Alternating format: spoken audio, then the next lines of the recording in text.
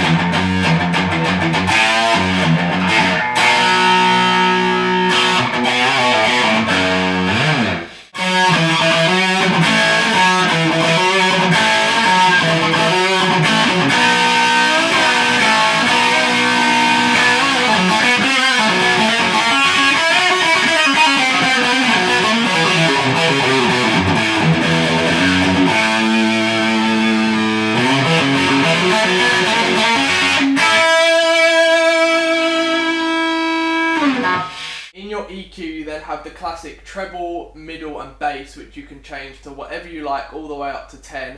You then have presence and resonance, which is also a really cool setting. The presence increases your treble and the resonance increases your bass. So if you want a bit more low end or high end, then you can control that with those two settings. There's also a tone shift button here that's really unique to this amp, and what it does is scoop out all the mids so that you have a really metal, classic metal sound. Another really cool thing is you have separate reverb controls for the classic and ultra channels, so you can control both of them here and have a separate reverb setting for the ultra than to the classic, and again you can also control whether you turn reverb on and off with the foot switch. And yeah, that's basically all of the knobs and controls on the amp. At the back of the amp there are some more controls like an FX loop and stuff like that, but that's what comes with most amps and you all should probably know about that, so don't worry about that. There's also a standby and power switch to the right, which I'm not showing you on this view just because I want to get all of the main controls in, but you guys know how standby and power on and off work, so I'm pretty sure I don't need to explain that. There's also an input switch which is over to the left over there.